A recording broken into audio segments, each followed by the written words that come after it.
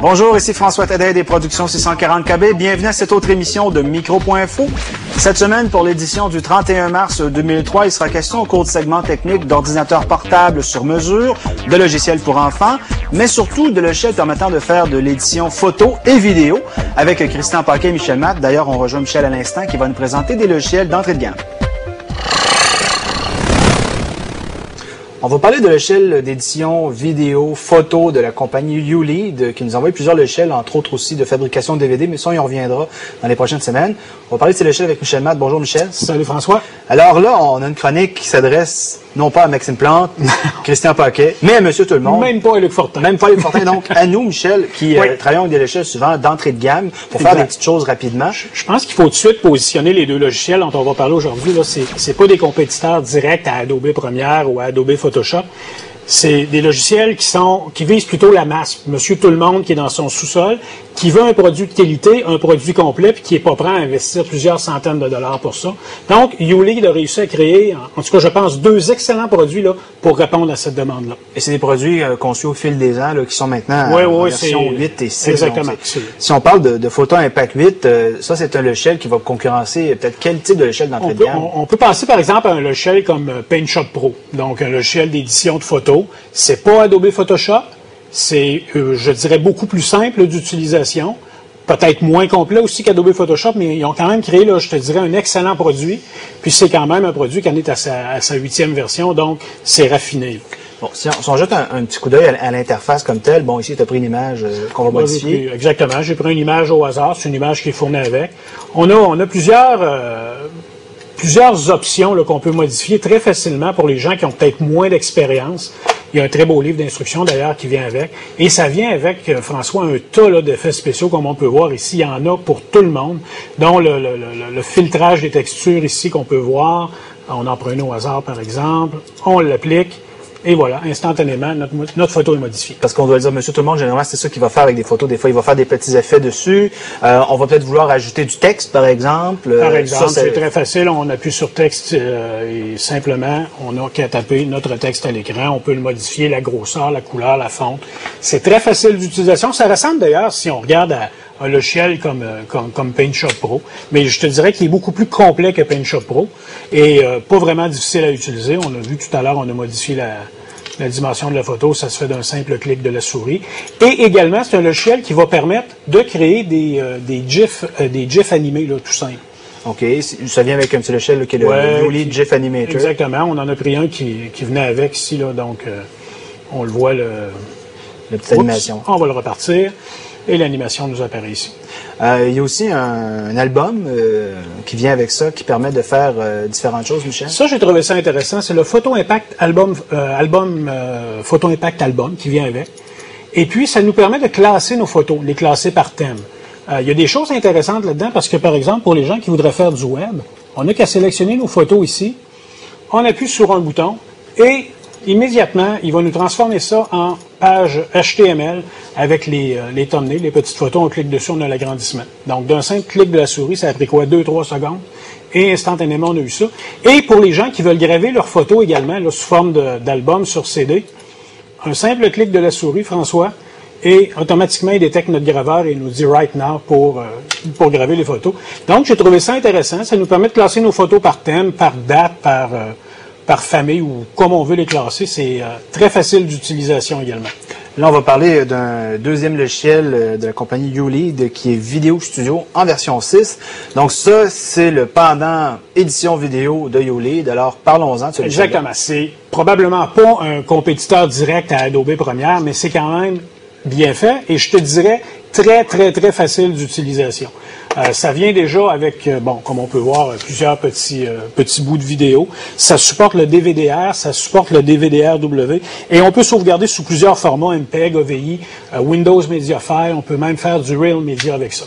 Si on regarde l'interface, évidemment, c'est un petit peu plus compliqué que le précédent logiciel, mais c'est très graphique, c'est très visuel. C'est très visuel, François. Puis, je te dirais quand même quelqu'un qui n'a pas beaucoup d'expérience puis qui voudrait sauvegarder ses vidéos de famille, c'est très facile. Tu vois, un coup qu'on a acquis, ça prend évidemment un périphérique d'acquisition vidéo, ça s'en vient ici dans notre répertoire. On n'a qu'à cliquer et descendre ici et on a automatiquement nos vidéos qui sont là. Sur la ligne du temps, là. Exactement. Ce qu'on appelle la ligne du temps. Des effets ici, on appelle ça des transitions. Il y en a, je pense, près de 200. Donc, si on veut mettre une transition, on ne fait que la glisser entre nos deux scènes, pardon. Il y a la possibilité de faire, évidemment, du titrage. C'est encore tout simple. On glisse ça ici dans la fenêtre texte. On double-clique, on vient modifier notre texte. Et en plus, on peut modifier les couleurs, on peut souligner, on peut mettre en caractère gras.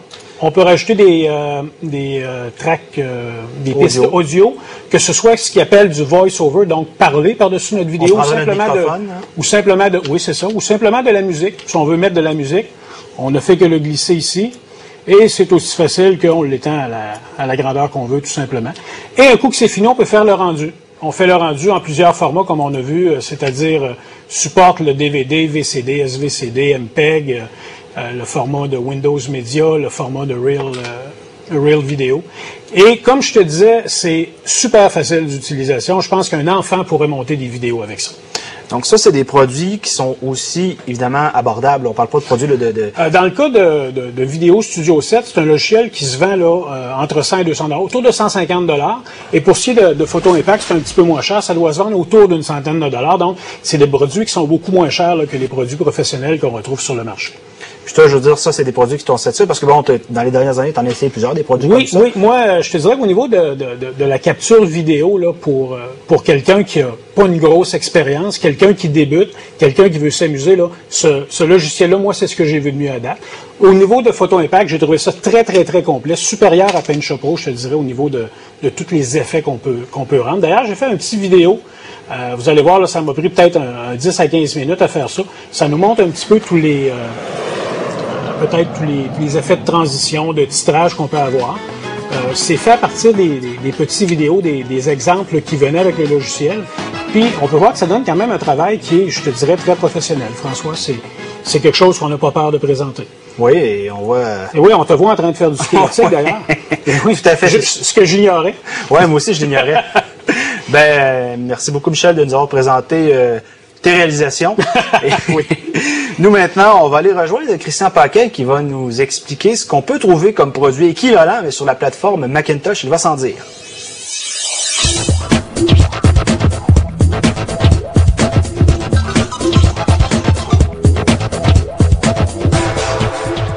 Bonjour Christian. Bonjour François. On va parler ensemble d'une suite de logiciels d'Apple qui est disponible depuis peu, qui s'appelle iLife, qui est offert à environ 75 $ et selon toi, c'est pratiquement du vol à ce prix-là? Ben, à 75 $ pour une suite de logiciels comme ceux-là, effectivement, on n'est pas habitué de payer pour des logiciels pour jouer des MP3 par exemple, puis pour archiver des photos, des logiciels de base, mais là on a affaire à des logiciels qui sont quand même assez bien peaufinés, très fonctionnels, puis surtout très bien intégrés ensemble. On parle de logiciels qui ont été lancés dans les dernières années, ça fait partie de la stratégie d'Apple qui appelait le Central Hub. Exactement. Et maintenant, ils sont en version presque 3, tous ces logiciels-là, sauf iPhoto qui est en version 2. Et parlons peut-être d'abord de iTunes qui est en version 3. Lui, c'est le logiciel pour écouter de la musique. Effectivement, iTunes, c'est le gestionnaire de MP3, c'est le logiciel pour écouter de la musique et aussi pour aller se brancher sur des stations en direct sur Internet. Donc, iTunes, dans sa nouvelle formule, est assez intéressant avec des nouvelles fonctionnalités, évidemment, plus de performance, mais des nouvelles fonctionnalités comme par exemple le browser, où on peut aller, par exemple, choisir par artiste et par album, un peu comme le iPod le suggérait, donc classé par album, par artiste, et de là, fouiller un peu plus aisément dans notre collection de musique. Là. Oui, il faut le dire évidemment que ça, avec l'iPod, ça vient ensemble. Là. Oui, effectivement, c'est intégrer les deux ensemble. Tout ce qu'on va gérer comme information sur des pièces, les fameux ID3 tags, tout ce qu'on va gérer comme info là-dessus, ça va être transféré dans l'iPod de sorte que l'ordre va rester le même. Là. Si on regarde l'interface qui nous permet de visionner, classer les différentes pièces de musique, Exactement. On peut même leur attribuer des notes, des cotes. Effectivement, au niveau des informations, sur chacune des pièces, je peux obtenir des informations comme par exemple la qualité d'encodage, la grosseur du fichier. Je peux modifier tous les tags, donc artistes, composeurs, albums, les commentaires, l'année, le genre. Et on a des options aussi qui nous permettent d'ajuster les volumes parce qu'on sait que les MP3 souvent vont jouer plus ou moins fort selon la pièce. Si on se rend compte qu'en écoutant un album, on tombe toujours sur cette pièce-là qui est beaucoup trop forte, mais on va aller la régler et ça va faire partie des préférences de iTunes. À chaque fois qu'on va écouter cette pièce-là, ça va être un peu moins fort. MyRating, ça c'est tout simplement une cote qu'on donne. Hein? Exactement. Une nouvelle fonctionnalité, c'est Rating, qui nous permet de choisir le nombre d'étoiles qu'on a pour une pièce, qu'on attribue à une pièce. Et après ça, on va pouvoir reclasser ces pièces-là selon notre rating. Fait que si on fait le matin pour écouter plus des pièces qu'on aime vraiment, on va choisir d'écouter seulement les pièces cotées 5 étoiles, par exemple. OK. Alors donc ça, c'est aussi la force de cette suite-là, c'est que tout est intégré ensemble. Donc mettons iTunes, si on passe par exemple à iPhoto, il y a un lien. Effectivement. Dans iPhoto, on gère des collections de photos. Donc, on voit ici iPhoto en avant-plan. Et de là, iPhoto, vous vous souvenez, on avait déjà parlé un peu de cette interface-là qui nous permet de classer des photos, des quantités énormes de photos avec une gestion très, très intéressante des photos, très graphique. On peut importer de la caméra, organiser les photos dans des albums. Donc, on peut se créer des albums. Et on peut créer, évidemment, des diaporamas à partir de ces suites de photos-là qu'on a choisies. Si je parle de diaporama, par exemple, ici, je vais aller dans les options de slideshow. Vous voyez comme par magie apparaît la librairie de pièces que j'ai gérée dans iTunes. Donc, je peux choisir une pièce et démarrer mon diaporama avec cette pièce-là, comme on va le voir actuellement. OK. Et ça, c'est très convivial. On sent que c'est des produits qui s'adressent au grand public parce qu'évidemment, il existe des produits des fois un peu plus haut de gamme pour faire tout ce qu'on fait là actuellement, mais avec cette intégration-là, il n'y a rien de tel actuellement. Non, c'est très, très, très facile d'accès. C'est tellement facile à utiliser qu'on se demande si on n'est pas passé à côté des fois de certaines fonctions. Tout est là, tout est facile à utiliser. On peut encore commander des impressions chez Apple. On peut encore réaliser très facilement un album photo avec iPhoto et commander l'album imprimé. On peut se servir des photos comme fond d'écran. Il y a aussi toutes les éditions qu'on peut faire des photos qui sont encore une fois très simples. Là. Exactement. On peut éditer les photos, enlever les yeux rouges, améliorer la qualité, la balance des couleurs, passer au noir et blanc, faire des sépias et ainsi de suite. Oui, mais enlever les yeux rouges, notre grenouille. Ça serait moins approprié. Donc ça, c'est iPhoto. Oui. Et si on veut le lier maintenant à iDVD, il y a encore une possibilité. Effectivement, iDVD qui est la suite, qui est le logiciel pour faire des DVD. Donc, vous voyez dans iPhoto actuellement, dans mon album, j'ai choisi 5 photos qui m'intéressaient plus. Je les sélectionne et je clique tout simplement sur iDVD. À ce moment-là, je passe immédiatement dans iDVD où là, j'ai un écran qui se prépare, qui serait mon écran d'arrivée dans mon projet. Et je vais avoir déjà Chris Album qui est ici, qui est un bouton. Si je double-clique sur Chris Album, il va me montrer que les photos qui vont me passer en diaporama sont les mêmes que j'ai choisi dans mon album de iPhoto. Et ce qu'on voit à gauche, là, ce sont des modèles de menus qu'on prescrit pour notre DVD. Exactement. Donc, supposons que là, actuellement, je suis dans une métaphore où j'ai un théâtre, c'est animé. Je pourrais aller choisir la métaphore du livre. Donc, j'aurai un petit livre ici. Et voyez l'intégration entre les deux. Si je veux placer une photo que j'ai dans iPhoto, que j'ai ici, en arrière-plan, si je veux placer une photo d'iPhoto dans mon livre, je n'ai qu'à la glisser tout simplement comme ça. Et voyez la photo immédiatement qui apparaît, que je pourrais recadrer, positionner au besoin. Et ça serait l'écran que j'aurais dans iDVD directement quand j'arrive. Vous voyez, ça peut aller très loin. Là. Il y a même des effets QuickTime qui sont gérés. Parce que quand tu changes de menu, là, cette photo-là, il se souvient que c'est celle que tu vas voir au début de ton DVD. Donc, tu pourrais changer tout de suite, là, avoir un autre thème et ça va être encore là. Exactement, absolument. On voit qu'on passe d'un thème à l'autre. Actuellement, on voit encore ma bébite en arrière ici. Et si je m'en viens choisir un autre thème, comme par exemple celui-ci, Brushstroke, mon image va se dessiner avec des coups de pinceau, toujours la même image. Et encore, si je veux changer cette image-là, je vais le faire immédiatement en glissant de nouvelles photos. Et là, il va attribuer les mêmes effets à la photo. Il y a toutes sortes d'options, évidemment, pour la création de DVD, les titres, ces choses-là, par exemple. Exactement. Je peux modifier les caractères, le positionnement des caractères. Je peux gérer des nouveaux contenus, comme actuellement, Chris Album m'amène à des photos. Mais si j'avais fait des vidéos, je pourrais me créer un nouveau dossier que je renommerais, par exemple, mes vidéos. Et à ce moment-là, je double-cliquerai sur mes vidéos et j'aurai qu'à glisser mes clips vidéo dans cet écran-là pour qu'on les voit apparaître où je veux. Justement, là, on parle de vidéo. On a iMovie aussi là, qui complète ce quatuor-là. Exactement. Qui nous permet d'assembler nos propres films ou de les intégrer aussi là, dans iDVD. Parlons-en de cette nouvelle version. Donc, iMovie, c'est une version assez grandement améliorée au niveau de la performance, surtout au niveau des effets et des transitions. C'est un logiciel quand même pour monsieur tout le monde, mais qui est quand même très plein de fonctionnalités, très intéressant. On voit que dans iMovie, je peux gérer des clips vidéo. Et je peux gérer des clips photos aussi. Je peux gérer des clips photos, évidemment, on reconnaît la librairie encore de iPhoto. Donc, je pourrais gérer les photos que je veux, créer des effets. Par exemple, comme on voit ici, je fais une espèce de zoom dans ma photo. Et ça, c'est géré d'un point de départ à un point d'arrivée. Donc, des effets assez simples de mouvement, mais qui seraient plus compliqués à faire dans des logiciels professionnels. Et à ce moment-là, je peux intégrer ces éléments-là sur ma ligne du temps et intégrer des transitions entre mes éléments. Tout ça pour me donner des résultats là, vraiment très rapidement. Là, vous voyez actuellement, j'ai un fondu entre une photo et une autre. C'est ça, on sent que l'interface a été nettement dépouillée pour justement pas distraire les gens là, qui voudraient utiliser ce type de logiciel-là, parce que là, c'est très simple, encore une fois. Très, très simple d'utilisation. On a nos clips vidéo, on a nos photos, on a notre audio. On reconnaît immédiatement la librairie de iTunes. Donc, les clips que j'ai choisi de mettre dans iTunes, je peux prévisualiser, je peux enregistrer directement là. On a la gestion des titres, c'est vraiment bien aussi. On peut gérer des titres comme on veut, tout simplement, les fables du marais. Donc, je pourrais choisir des titres qui tournent, des titres qui arrivent de différentes façons. Je peux prévisualiser, vous voyez, comme ça.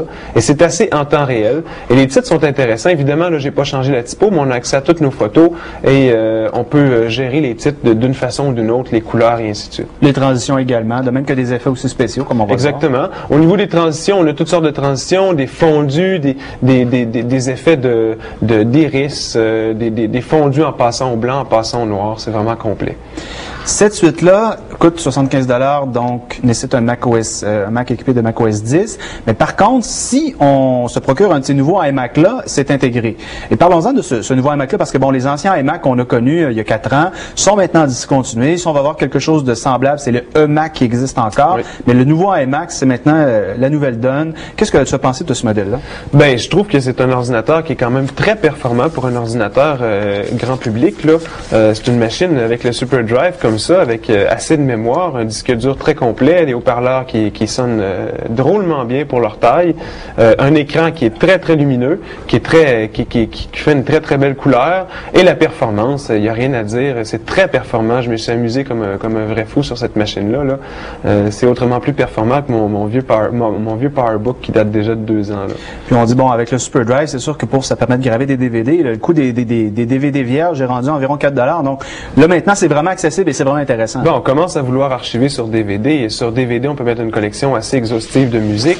On peut mettre tous nos vidéos puis nos archives créées dans iMovie.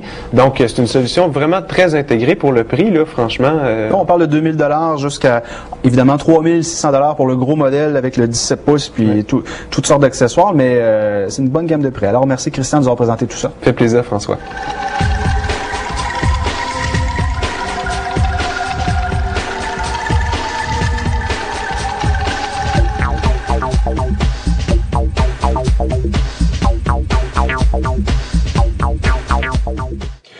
On est de retour en studio avec Audrey Miller, avec qui il va être question de logiciels pour enfants. Bonjour Audrey. Bonjour François. Cette semaine, ce sont des logiciels d'occasion puisque c'est le poisson d'avril.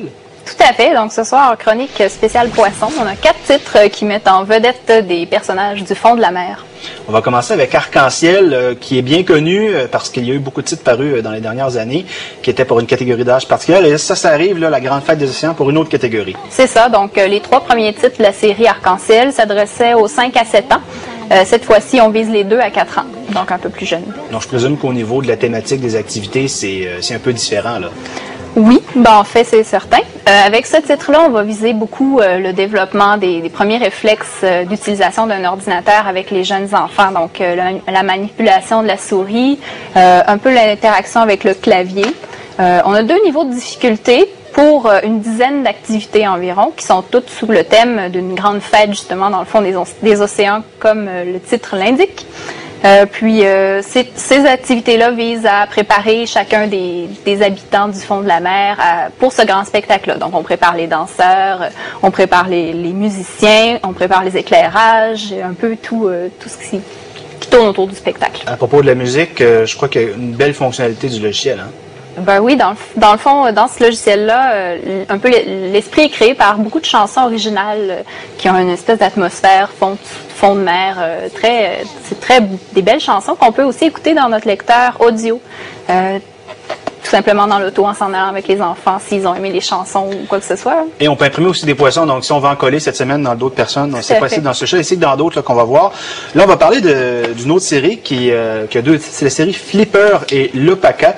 Donc, Flipper, si vous êtes à peu près de mon âge, vous avez connu ce dauphin à la télévision qui aura fait surface dans des dessins animés ces dernières années. Alors, parle-nous d'abord de ces titres-là. Ça met en vedette là, Flipper et L'Opaka qui est son petit ami. C'est ça. Puis, ils sont les personnages principaux de la série animée à la télé. Ce qu'il y a à dire là-dessus, c'est que c'est des aventures de base, si on veut, toutes des activités logiques, mémoire, un peu tout ce qu'on voit dans les jeux qui s'adressent. C'est pour les 6 à 8 ans environ, ce titre-là, 6 à 10 ans. On est au fond de l'eau, évidemment, dans les deux activités. La première, qui est les 3 mondes de Flipper, ça consiste à ramasser des pièces d'un sous-marin qui est échoué au fond de l'eau. On obtient une pièce à la fin de chacune des 12 activités qu'on a à faire, qui se situe dans 3 mondes différents. Puis c'est ça, donc on réussit à réussir ces activités-là en faisant différentes activités, des jeux, tout ça. L'autre titre, lui, c'est Le secret des fonds marins. Donc là, je présume qu'on passe autant de temps sous l'eau, sinon plus. Oui, ce qui est différent de ces deux titres-là, en fait, c'est que le premier est plus axé sur des petites activités ponctuelles, alors que le second, qui est Le secret des fonds marins, c'est une aventure qui est linéaire. Donc on part d'un point A et on doit se rendre à la fin pour compléter le jeu. Au niveau des qualités de réalisation du produit, des deux, en fait, qu'est-ce qu'on peut en dire? C'est bien, c'est des beaux logiciels qui intègrent des séquences tirées des dessins animés. Moi, j'ai eu de la difficulté avec le second, mais j'espère qu'il devrait bien rouler sur votre ordinateur. J'ai l'impression que c'est mon problème.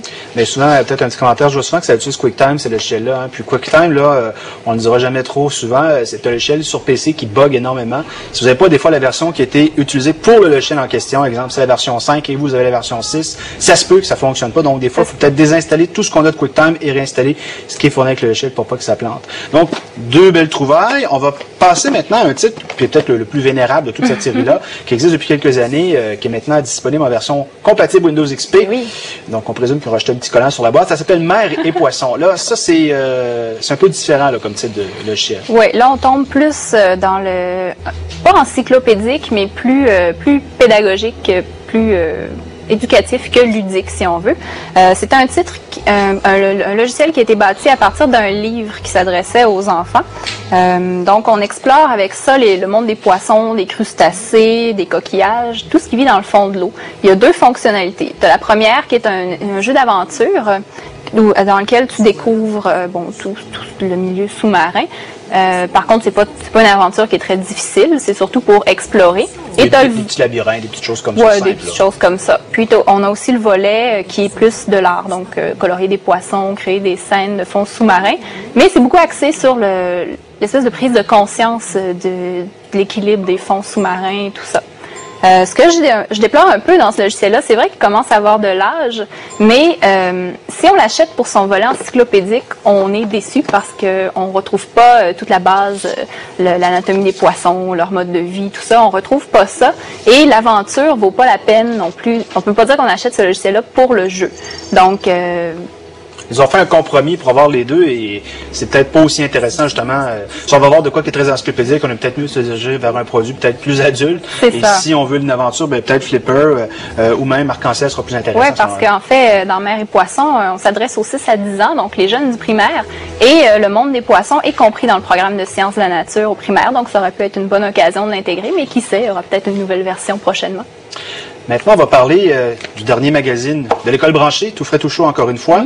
Alors, c'est la 5e année, 5e anniversaire, donc bravo. Et gros tirage cette fois-ci en plus. Hein? Oui, on tire cette fois-ci à 125 000 exemplaires, ce qui est assez exceptionnel pour un petit magazine québécois, si on veut. Là.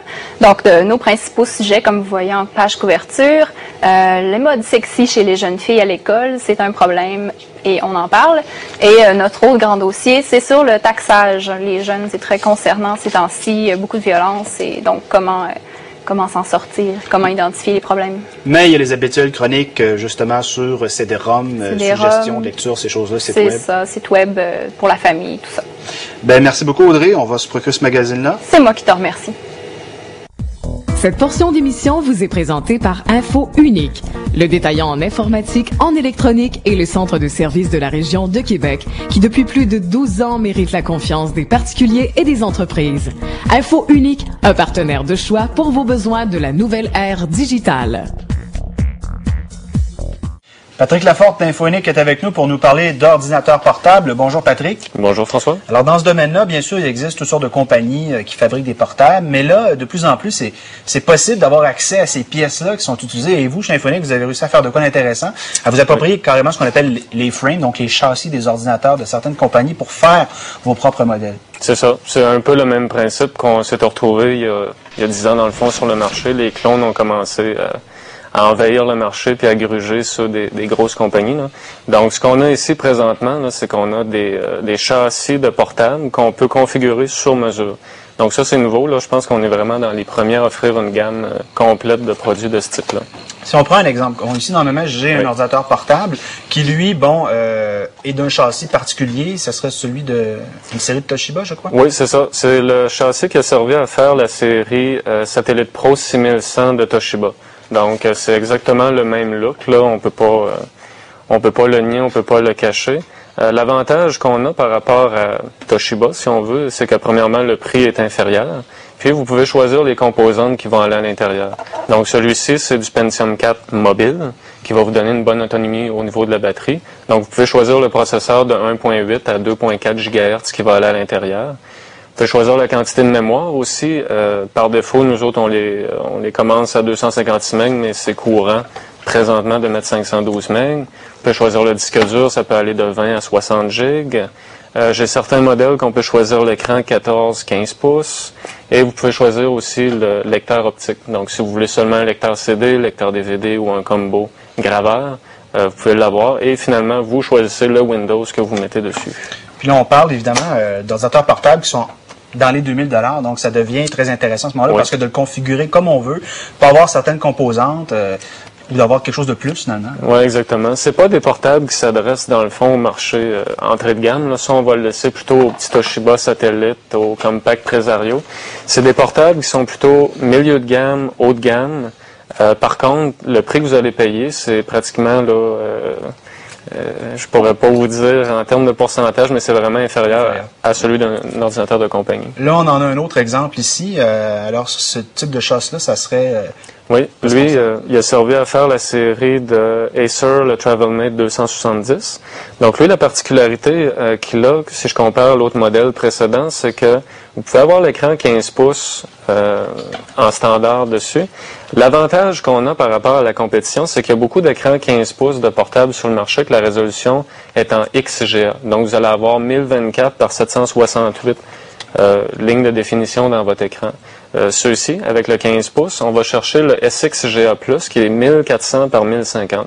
Donc, vous pouvez pratiquement travailler sur deux applications en simultané. Vous allez les voir à l'écran, là, une à côté de l'autre. OK. Si on regarde le design, c'est quand même des produits, justement, parce que c'est des châssis qui ont déjà été utilisés dans certaines séries, qui sont encore utilisés d'ailleurs. Ça fait ces marques, là, ici. Hein. Oui, absolument. C'est une machine qui est totalement éprouvée. Le châssis est très, très, très robuste. Ça se démarque, là, si on compare à des modèles entrée de gamme. C'est vraiment des beaux produits, là. Ça, c'est... Et on sent que le bleu est un peu plus à la mode que le gris dans les portables maintenant. Hein? Oui. Ou le noir, si on veut. Là, ça donne un look pas mal plus intéressant. Ouais. Si on parle des composantes cartes vidéo qu'on a à l'intérieur souvent de ces ordinateurs portables-là, ATI et Nvidia ont fait beaucoup de progrès dans les dernières années. Et maintenant, là, jouer à des jeux 3D exigeants là-dessus, c'est tout à fait possible. Oui. Je dirais il y a 3 types de graphiques que vous pourriez retrouver dans un portable. Vous allez avoir premièrement le graphique à mémoire partagée. Donc, celui qu'on vient de regarder, c'en est un de ce type-là. C'est de la mémoire. En réalité, la carte graphique, elle n'a aucune mémoire. Elle va la piger dans la mémoire vive de l'ordinateur. Pour faire des jeux, oui, ça le fait, mais c'est pas très performant. Vous allez être mieux servi, par exemple, avec un modèle comme celui-ci, qui a un vrai chip ATI avec 32 MB DDR dédié pour la partie graphique. Ça, c'est un genre de boîtier que j'ai jamais vu. Est-ce que ça vient d'une compagnie quelconque? Ça a été fabriqué pour Targa, qui est en Allemagne, donc c'est pas du tout connu en Amérique. La particularité de ce portable-ci, c'est qu'au lieu d'avoir le Pentium 4 mobile à l'intérieur, c'est du Pentium 4 de table. Donc, lui, tout de suite en partant, on met un processeur 2.4 GHz à l'intérieur et ça peut même aller jusqu'à 3.06, ce qui est très fort. Une méchante bête de plus. Par contre, on perd un peu sur la durabilité de la batterie parce que, étant donné que c'est pas un processeur mobile, ça consomme beaucoup. OK. Au niveau du design, on le voit, ça ressemble un peu à l'autre qu'on avait tout à l'heure, là. Oui. Donc, très esthétique et... Quand on parle d'ordinateur portable, souvent on parle de personnes qui vont être sur la route. Évidemment, là, au niveau des garanties, qu'est-ce qu'on peut en dire là-dessus? Ben, l'important, la chose à savoir dans le fond, là, c'est que quand vous achetez un portable qui est fait sur mesure comme ça, votre garantie va s'appliquer uniquement chez le commerçant. Si votre but c'est de voyager dans le monde et de jamais revenir à la maison près de votre commerçant, vous êtes mieux d'aller dans un portable de compagnie parce que vous allez avoir souvent une garantie qui est transférable internationale. Comme Toshiba, exemple. Oui. Si je suis perdu dans un pays et que j'ai besoin d'un service. Puis si on veut avoir plus d'informations, on peut aller visiter votre site web parce que je crois qu'il a été mis à jour dernièrement avec toutes ces informations-là. Exactement. Merci Patrick. Merci François. Affichez vos pixels vous est présenté par le Centre national d'animation et de design. Au Centre NAD se côtoient depuis 10 ans les professionnels de l'imagerie numérique d'aujourd'hui et les artisans de demain. Ouvrez l'œil sur les informations professionnelles les plus complètes de l'industrie. Contactez-nous pour une visite guidée. Affichez vos pixels se veut une vitrine pour les artistes québécois de l'imagerie numérique. Voici les créations de la semaine.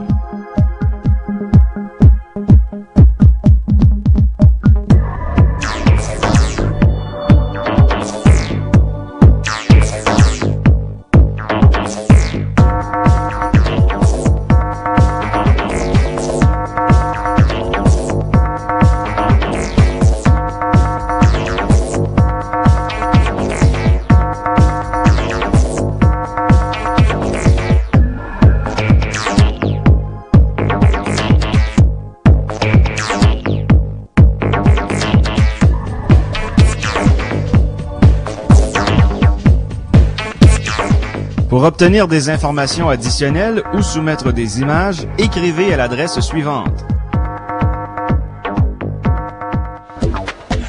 Au cours du segment jeu qui débute à l'instant, il va être question du très attendu The Legend of Zelda de Wind Waker qui vient de paraître sur GameCube, un petit chef-d'œuvre en perspective, mais aussi de jeux sur la console PlayStation 2, à savoir Galerian's Ash, Guilty Gear X2, ainsi que Tenchu 3 Wrath of Heaven. On va débuter sans plus tarder avec Dominique Feliziani qui a des simulateurs de combat à nous présenter, ainsi que des lunettes stéréoscopiques. Lorsque l'émission Micro.info a débuté en 1995, à cette époque, l'expression réalité virtuelle était à la mode. On nous promettait des casques abordables dans un futur très rapproché. L'an 2000, ça ne s'est pas concrétisé parce que les casques qui sont sortis depuis étaient soit trop dispendieux, soit de très mauvaise conception. Et ça a changé un petit peu ces dernières années. On voit des lunettes stéréoscopiques apparaître. Dominique Feliziani en a essayé une pour nous, qui est abordable. Bonjour Dominique. Salut François. Là, quand on parle d'abordable, on parle de $100 à $150. Exact. Alors ça devient intéressant à ce moment-là pour le prix, là. Oui, ça devient un appareil qui est quand même très bien fait. C'est fait par la compagnie eDimensional, qui est une compagnie qui, depuis l'année 2000, est sur le marché avec une paire de lunettes stéréoscopiques qui sont quand même d'une très très bonne qualité, une très bonne fonctionnalité, qui peuvent être utilisées sur comme des gens comme moi qui ont des verres. On peut simplement les enfiler comme ça, puis ça fonctionne très très bien, là, comme n'importe quel type de lunettes standard. Là, on parle de technologie de stéréoscopie. Expliquez un peu c'est quoi là, pour les gens qui ne connaissent pas ça. La stéréoscopie, eh bien, c'est simple, c'est que la lunette en tant que telle va nous fermer un œil en gardant l'autre ouvert à un taux de rafraîchissement d'environ 30 fois par seconde. Ce qui fait que les lunettes vont donner une image d'un semblant de 3D que le cerveau a interprété comme si c'était vraiment de la 3 dimensions. C'est assez confortable, très léger. Exact. Le modèle sans fil, bon, est un petit peu plus dispendieux. Peut-être le mentionner tout de suite, ça utilise des batteries. Hein. Oui, ils utilisent des batteries, c'est des petites batteries de montre. Étant donné que c'est des batteries de montre pour un appareil comme ça, c'est environ 50 à 100 heures d'utilisation pour un joueur qui joue beaucoup en 3D. C'est peut-être peu là, à ce moment-là. Là. Donc le modèle avec fil qui est $50 de moins, bon, c'est un petit peu encombrant, mais on s'habitue. Oui, le fil est très peu encombrant. Oui. Puis on s'y habitue très bien, comme tu viens de dire. Et il est quand même $50 moins cher, pas de coût de batterie, donc vous probablement plus la peine. Comment ça se branche à l'ordinateur, tout ça, là? Le branchement est extrêmement simple. On n'ouvre pas l'ordinateur. On utilise cet appareil-là que l'on branche de l'ordinateur jusqu'au boîtier de conversion. Puis une fois qu'on est au boîtier de conversion, on branche le système d'émission au niveau de l'infrarouge. Qui dit infrarouge, dit ajustement, alignement aussi. Là, exact. On doit rester devant notre écran d'ordinateur à environ 10 pieds maximum. L'angle est quand même assez large, donc on a un bon champ. Si on a des vieux moniteurs ou des vieilles cartes vidéo. Est-ce que c'est possible? Oui, quelqu'un qui utilise une carte Voodoo, par exemple, ou une vieille carte ATI, vieille carte Intel, peut l'utiliser quand même si cette carte, ce principe de système stéréoscopique-là est vraiment optimisé pour une GeForce. On peut l'utiliser sur les vieilles cartes sans aucune difficulté. Là, est-ce que ça fonctionne avec tout ça? Là? Comment ça fonctionne d'abord? Est-ce que c'est le jeu qui est programmé pour fonctionner, ou on met une patch, ou le jeu n'est pas fait pour être stéréoscopique. Les pilotes d'installation qui viennent avec l'appareil vont interpréter le jeu, diviser l'image, et par la suite, on doit travailler en convergence et en stéréoscopie par quelques ajustements de clavier. Puis une fois que c'est fait, c'est sauvegardé en permanence. On ajuste la stéréoscopie pour qu'elle soit bonne pour ce jeu-là. Chaque jeu, c'est du cas par cas, c'est indépendant. Chaque jeu qu'on veut jouer en 3D, on doit réajuster la perception 3D pour s'y habituer. Est-ce que tu as trouvé des jeux qui étaient plus intéressants à jouer avec ça ou qui fonctionnaient pas du tout? Cette paire de lunettes-là est vraiment optimisée pour les jeux, par exemple, de simulation. Qu'on parle de vol, on parle de simulation de course. On peut parler aussi des first-person shooters du genre Quake, Unreal, Doom, ces jeux-là. Ou les jeux de rôle, par exemple, les jeux isométriques comme Neverwinter Nights ou des choses comme ça. Même, je crois que Warcraft 3 est utilisable avec des lunettes comme ça. OK. Toi, tu as beaucoup utilisé ça avec des simulateurs de vol parce que tu es un fan de cette série-là. Si on parle, mettons, d'exemples très concrets, tu as essayé ça avec Combat Flight Simulator 3. On peut peut-être en parler en même temps parce qu'on avait passé sous silence ce jeu-là pour des bonnes raisons. Parce qu'il était paru là, avant les fêtes. Très buggé à ce moment-là. À ce moment-là, le jeu était très, très peu optimisé. Ça valait pas tellement la peine d'en parler. C'est sûr que depuis la sortie officielle, il y a déjà eu une mise à jour qui semblerait disponible sur Internet, qui rend le jeu plus intéressant. Mais on n'est pas au niveau de la simulation complète. Mais pour un jeu de combat, entre amis ou sur Internet en multijoueur, c'est excellent, c'est très, très plaisant. Par exemple. Et c'est un jeu qui nécessite quand même un bon équipement parce que côté technologique, on a vu que Microsoft, année après année, monte... si on se fie à Flight Simulator ou Combat Flight Simulator 2, on voit l'évolution. On a vraiment besoin d'une machine qui est assez supérieure, au moins une bonne carte vidéo. D'ailleurs, pour ceux qui se le demanderaient, Flight Simulator aura-t-il une mise à jour? Oui, 2004. Alors, c'était annoncé. L'an prochain, on aura une nouvelle mise à jour intéressante, peut-être même avant les fêtes cette année. Peut-être, on est chanceux. Si on est chanceux. Si on parle encore de simulateurs, tu aussi, c'est ça, avec IL2, Turmovic, ça vient de paraître. C'est comme une expansion Forgotten Battles, mais en réalité, ça brûle le même jeu. C'est le même jeu, avec des avions de plus, des théâtres d'opération de plus, un système multijoueur augmenté, un engin de création de mission qui est très, très bien fait. La difficulté d'IL2 Turmovic Forgotten Battles, c'est la même chose que le premier, c'est que c'est aussi difficile à piloter qu'une navette spatiale. Le jeu est difficile et les temps de loading, si je peux utiliser le terme, entre les scènes, entre les missions, est tellement long qu'on passe pratiquement plus de temps à des cinématiques et à loader une mission que de voler avec l'avion, qui est tellement compliqué à piloter. Donc, les amateurs de simulateurs de vol, vous n'avez pas grand-chose à mettre sur la dent. À quoi vous jouez actuellement? Il y a encore le bon vieux Falcon, Flanker. On attend Lock-On Modern Combat qui va arriver durant l'été 2003. On espère que ça va être un bon simulateur. Bon, on vous souhaite de meilleurs jours dans les airs. Merci Dominique. Merci François. Nous, maintenant, on va aller retrouver Rénal Doré qui va nous parler de jeux sur la console PlayStation 2. Cette portion d'émission vous est présentée grâce à la collaboration de Dream City, le centre multimédia. Salle de jeu en réseau, simulateur de course, Internet haute vitesse, le tout dans une ambiance du tonnerre. Maintenant, 2 centres pour faire éclater vos sens à Sainte-Foy et à Beauport. Dream City, mon monde. Bonjour Rénal. Bonjour François. On va parler ensemble de 3 jeux pour la console PlayStation 2. D'abord, 2 jeux de Sammy Studio. Galerian Ash, c'est la suite d'un jeu paru sur PlayStation, ça. Oui, c'est un jeu de survival science-fiction, un peu comme dans le genre Resident Evil. Mais là, par exemple, ce que vous utilisez, c'est des pouvoirs psychiques pour éliminer vos ennemis. Si on parle du scénario comme tel, là, bon, c'est lié directement avec le précédent titre d'une manière quelconque. Qu'est-ce qui se passe dans ce jeu-là? C'est un Android, un ordinateur Android qui essaye d'éliminer les êtres humains finalement pour prendre le contrôle. Ben, il y a déjà le contrôle, mais c'est qu'il trouverait que la Terre serait plus facile à gérer s'il n'y avait pas d'êtres humains. Fait que on les élimine. Et celui qu'on joue, ben, va vouloir contrer ces plans-là. Oui. Ryan, qui a des pouvoirs psychiques, qui est capable de les amplifier avec des utilisations de drogue. Fait que dans le jeu, tu es toujours à la recherche de drogue pour te booster le cerveau, avoir des pouvoirs télékinésiques pour éliminer tes ennemis, des pouvoirs pour les torturer à distance, les faire élever dans les airs, les faire écraser sur le sol. C'est une très bonne idée, mais la façon que c'est implémenté, c'est pas très bien réussi, là. Parce qu'on parle évidemment d'un jeu très classique, là, point A, point B, cinématique, boss, et c'est ça. C'est ça le plus gros chose que je reproche au jeu, c'est que ça manque de variété. OK. Si on parle de la caméra, dans les jeux de ce type-là, c'est souvent un problème parce qu'évidemment, c'est des environnements assez fixes. Est-ce que c'est le même cas ici? La caméra est très acceptable. J'ai trouvé que de toute façon, il n'y a tellement pas de choses à regarder que je me suis très rarement retrouvé mal pris avec la caméra. Okay. Ça n'a pas été un problème pour moi du tout. Et puis, les combats comme tels, les ennemis, est-ce que c'est quelque chose qui est d'un niveau de difficulté élevé? Les ennemis normaux, ça s'élimine assez facilement, mais les boss, vraiment, c'est difficile. Parce que des fois, il faut que tu fasses des mélanges de drogues. Il faut que aussi, des fois, quand tu utilises trop des drogues, tu deviens comme en surcharge, ton cerveau devient en surcharge, tu deviens complètement cuit, ton cerveau se fait cuire complètement, puis là, tu meurs, puis tu es obligé de recommencer. Puis fait que là, il faut que tu prennes d'autres drogues aussi pour empêcher la surcharge. Okay. Fait que c'est assez compliqué à gérer, puis l'interface pour gérer ça, c'est très mal fait. Les sons sont pas beaux, c'est des sons niaiseux, là. C'est dur à dire de même, mais c'est vrai. Ça manque de fini, là. Ouais, ça a été fait vite, je crois. Même les cinématiques t'ont pas vraiment révolu. Non, m'ont pas impressionné, là, plus qu'il faut. Des fois, tu as de la misère à comprendre ce que les personnages disent, une chance que tu peux avoir des sous-titres, là. OK.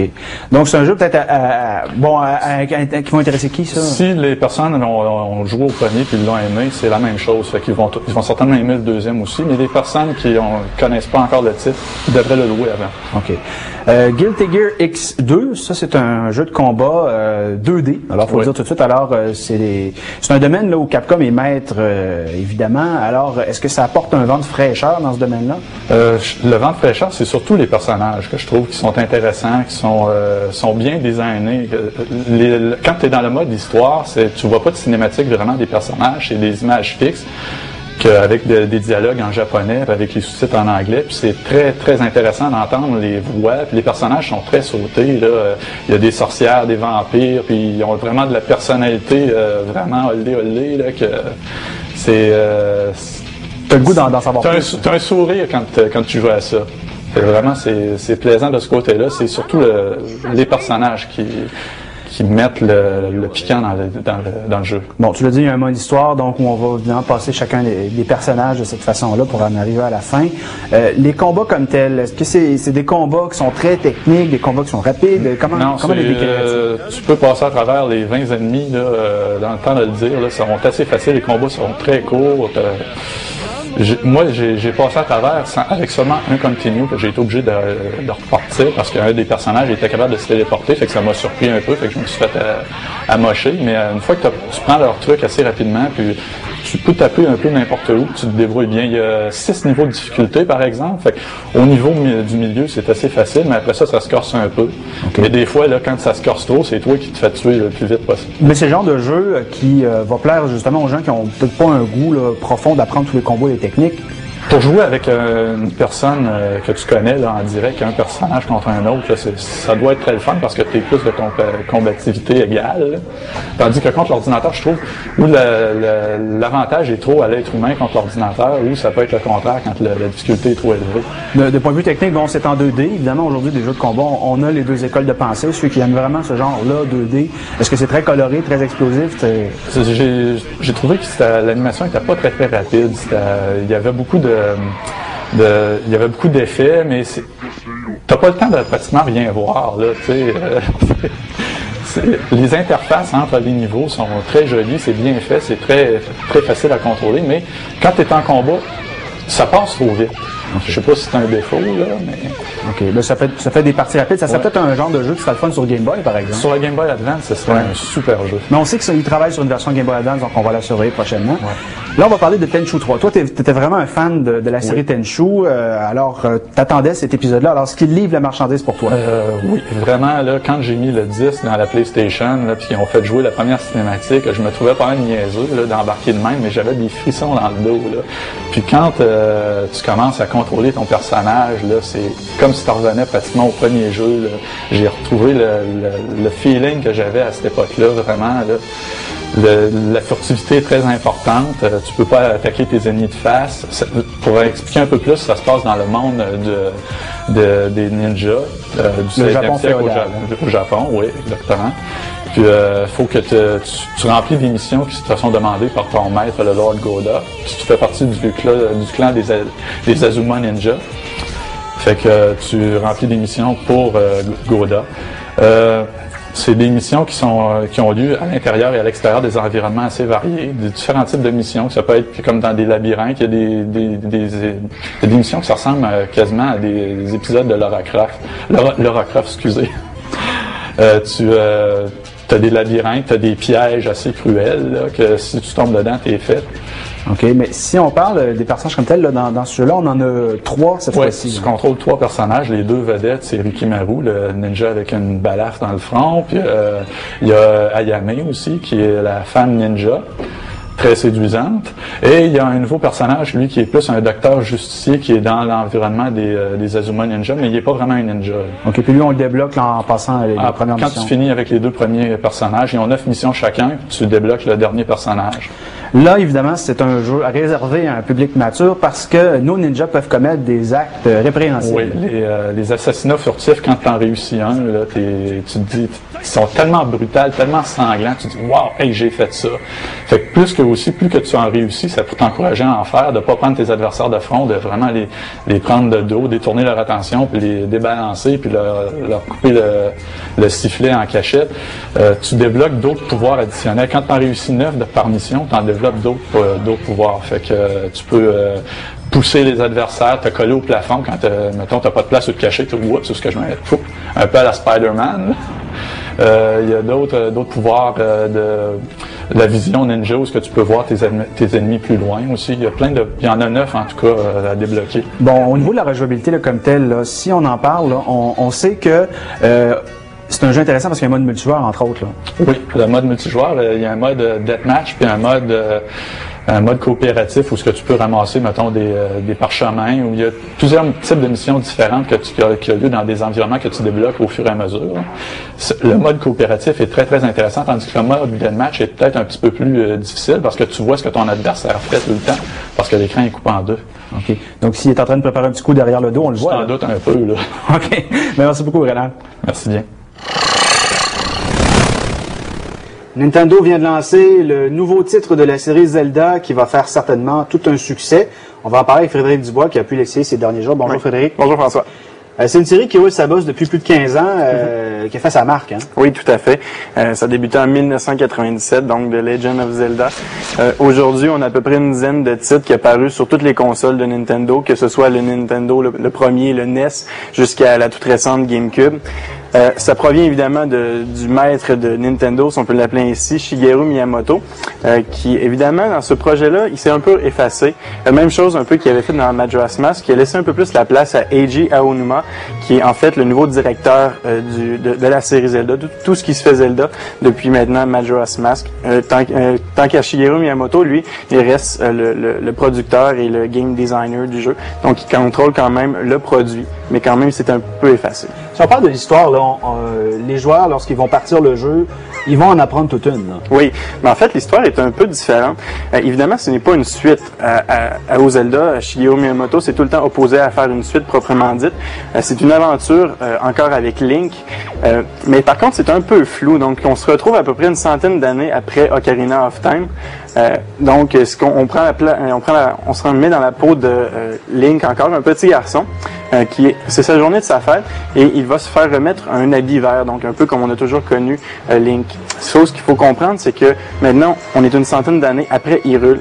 La légende raconte que justement, il y avait eu un superbe royaume qui avait été attaqué par les forces du mal, donc Ganon, et qu'un garçon qui traversait le temps avait réussi à vaincre ces forces du mal. Mais la légende raconte aussi qu'un peu plus tard, le mal est revenu et cette fois a englouti complètement Hyrule. Donc Hyrule est disparu. On se retrouve dans ce monde un peu étrange parce qu'on est sur des îles, un peu comme le film Waterworld. Donc chacune des petites populations vit sur des îles tout à fait séparées. Donc on se rappelle à peine de ce qui est devenu Hyrule, mais la tradition veut que lorsque le personnage, un garçon atteigne l'âge du héros des légendes, on lui remet un habit vert. Donc c'est cette étape-là qu'on franchit au début de Zelda. Et ben, ce héros-là, lui, on découvre qu'il a une sœur au début du jeu. Oui. Alors, appelons-le Link encore, ce héros-là. Donc, sa sœur se fait kidnapper par un oiseau géant. Alors, peut-être démystifier un peu ce segment-là. Ben, en fait, c'est ça. Ce qui se passe maintenant dans ce monde, apparemment, les forces du mal sont encore de retour et des petites filles aux oreilles pointues se font kidnapper dans chacune des îles par un oiseau géant. Donc, un beau jour, sur l'île de Link, un grand oiseau amène avec lui une petite fille qui l'échappe parce qu'il se fait attaquer. Et pour la reprendre, il se trompe avec sa sœur. Donc, sa sœur devient kidnappée par l'oiseau et s'envole avec. Donc, on veut évidemment aller la sauver. Donc, c'est à partir de ce moment-là que notre quête contre le mal débute. Et là, évidemment, la première chose qui frappe, et les gens l'ont vu, ce sont les graphiques du jeu qui ont beaucoup fait jaser depuis 2 ans. Mais là, on arrive avec le résultat final et c'est tout à fait satisfaisant. Tout à fait. C'est un look cartoon, donc créé en cel shading, et le personnage est très très bien réalisé. En fait, ce qu'on va remarquer, c'est évident que tous les personnages sont en cel shading, mais l'environnement ressemble beaucoup à ce qu'on avait vu dans Ocarina of Time sur Nintendo 64, c'est-à-dire que grossièrement c'est en 3D bien ordinaire avec des textures beaucoup plus cartoon, mais certains éléments comme la mer, les effets spéciaux, la fumée sont complètement en cel shading. Donc à ce moment-là, c'est intéressant, mais on oublie très rapidement ce détail parce qu'on embarque dans l'histoire assez rapidement. Au niveau des effets sonores, des voix parlées, est-ce que c'est fidèle à la série? Évidemment, il n'y a pas de voix encore dans ce Zelda. C'est une volonté de M. Miyamoto de ne pas mettre de voix, surtout qu'il y a beaucoup de texte, évidemment, dans le jeu, comme dans n'importe quelle série. Donc, c'est tout le temps sous forme de bulle. Les Zelda ne parlent pas, même sous forme de texte, Link, pardon. Donc, c'est toujours sous forme de sous-entendu. Donc, c'est très intéressant et on exploite beaucoup la personnalité du personnage avec ses yeux, par exemple. On a mis beaucoup l'emphase là-dessus, donc on comprend un peu l'émotion à travers le regard de Link et ses expressions faciales du personnage en cel shading. Le sous-titre du jeu, c'est The Wind Waker, donc celui qui lève le vent, qui contrôle le vent. On y fait beaucoup référence dans ce jeu-là de différentes façons. Une qui est saisissante, c'est celle avec le fameux bateau qu'on va souvent piloter. Exact. Étant donné qu'on se retrouve sur la Grande Mer, c'est-à-dire que toutes les îles sont séparées, on doit naviguer et un compagnon se joint à nous, donc qui s'appelle The King of the Red Lion, pardon. Donc, ce personnage, lui, il vient comme nous conseiller tout au long de notre partie. C'est un peu la fairy qu'on avait, qui est un petit peu agaçante dans Ocarina of Time, qui n'arrêtait pas de nous crier après pour nous donner des indices. Cette fois, ce conseiller-là est beaucoup plus effacé. Quelquefois, il nous donne d'excellents conseils, mais ils sont beaucoup plus parsemés à travers l'expérience. Mais évidemment, donc, on va devoir naviguer d'île en île grâce au vent. On a remplacé la flûte Ocarina par maintenant un bâton de chef d'orchestre qui, lui, permet d'appeler les différents dieux, donc le dieu du vent qui va nous permettre complètement de changer la direction du vent et ainsi de choisir où on veut aller. Au niveau de la vision dans le jeu, on se rend compte que c'est beaucoup plus flexible que les épisodes précédents. Tout à fait, parce que on se rappelle que dans Ocarina of Time, on contrôlait la vision avec les boutons C qui étaient fixes, qui étaient tout simplement des boutons ordinaires. Maintenant, on contrôle encore avec le petit bâton analogique C, mais ça nous permet une beaucoup plus grande mobilité. Donc, on peut placer la caméra comme on veut, ou encore on peut se servir encore de la mâchette en dessous qui permet vraiment de replacer la vue. On ne dévoile rien de l'histoire. C'est certain qu'il y a eu qu'on va visiter. Certains, on voit le château englouti de Hyrule. Exact. Il y a beaucoup d'éléments qui reviennent et qui nous rappellent. Ouais. Et les combats, comment sont-ils? C'est très, très bien. Évidemment, on aura aussi le style de combat. Toujours, il y a beaucoup d'éléments qui ressemblent à Ocarina of Time, c'est-à-dire qu'il y a beaucoup de mouvements qui sont identiques. Donc, on va prendre la manette, automatiquement, on va le sentir. On ne sera pas déboussolé. Mais il y a beaucoup de mouvements, des mouvements de contre-attaque qui ont été ajoutés et c'est beaucoup plus fluide, évidemment. Il y a plus de puissance, donc les mouvements sont plus complexes et plus beaux. Il y a les esquives, entre autres, qu'on peut faire, qui sont vraiment très, très bien réussies. Ça permet de battre des ennemis assez facilement. Oui. OK. Donc, ça, c'est pour la base de la technique. Le plus de ce jeu-là, c'est si on possède un Game Boy Advance ou un Game Boy Advance SP comme on a ici, c'est qu'on peut le lier au jeu lorsqu'on navigue en mer, entre autres. Donc, on se rappellera du petit personnage dans Ocarina of Time qui était Tingle, qui lui nous permettait d'avoir des cartes. Donc, c'est le petit bonhomme vert qui était attaché à des ballons. Maintenant, on le retrouve encore, mais cette fois sous forme de justement dans le Game Boy. Il nous donne des conseils dans notre quête, c'est-à-dire on peut avoir aussi une map beaucoup plus détaillée que ce qu'on a par exemple à l'écran qu'on peut obtenir assez facilement. Donc c'est très très intéressant, ça exploite très très bien la connectivité. À la limite, on peut même jouer à deux, donc c'est-à-dire qu'une personne contrôle le GBA et obtient l'information et nous la divulgue, parce que souvent il y a beaucoup d'informations qui filtrent à travers cette technique. Comme là, regarde, il nous dit qu'ici, il y aurait un trésor au fond de l'océan. Donc, qu'est-ce qu'on fait à ce moment-là? On peut utiliser, par exemple, notre grappin, qui, soit dit en passant, beaucoup d'armes se transforment sur le bateau. Donc, le grappin, lui, devient une sorte de grue qui nous permet d'aller chercher dans l'eau les éléments, donc des trésors qu'on va trouver au fil de notre quête. Parce qu'on ramasse aussi des cartes, donc des seed charts, qui nous permettent vraiment d'aller chercher les trésors qui sont cachés, qu'on ramasse tout au long de nos quêtes. Évidemment, il y a beaucoup de quêtes optionnelles, des sous-quêtes, en plus de la quête principale. Donc, c'est vraiment intéressant à ce moment-là. Il peut aussi nous aider en combat, par exemple, parce qu'il peut tirer toutes sortes des bombes, il y a des ballons, des sortes d'accessoires. Exact. On peut contrôler le Tingle, justement, pour qu'il largue des bombes sur les ennemis. Évidemment, c'est pas gratuit. Pour pas rendre le jeu trop facile, on nous dépense à peu près une dizaine de rubis par bombe qu'on utilise. À ce moment-là, ça limite un peu le joueur, mais c'est très, très intéressant. Mais ça rend le jeu intéressant parce qu'on peut peut-être jouer à deux à ce moment-là. Exact. Justement, se donner des indices, parce que les deux en même temps, ça peut être un peu difficile. Oui, bien évidemment, il faut changer d'une manette à l'autre si on veut, du GBA à la manette standard. Il y a beaucoup d'informations qui sont offertes avec le GBA. Merci Frédéric. Ça fait plaisir. Nous vous invitons maintenant à visiter le site web de micro.info où vous trouverez toutes nos émissions en format Real Video, des liens et des compléments concernant celles-ci, des articles de fond, un forum de discussion et un service d'annonce classé. Le site web de Micro-Info est hébergé grâce à la collaboration de Cybercat, une équipe d'ingénieurs œuvrant depuis plus de 5 ans dans le développement d'applications web et Palm OS pour les entreprises, et de Linux Québec Technologies, une firme avant-gardiste qui œuvre dans le domaine de la réseautique. Voilà, c'est ainsi que se termine cette autre édition de Micro.info. J'espère qu'elle vous a plu. Nous allons laisser sur les images du jeu Rise of Nations qui paraîtra le 20 mai prochain. C'est un jeu développé par Brian Reynolds qui nous avait donné, entre autres, Civilization 2 et Alpha Centauri avec Sid Meier. C'est un jeu de stratégie. Au revoir. Les éléments de décor ont été gracieusement fournis par Flymeuble et les équipements informatiques par Info Unique.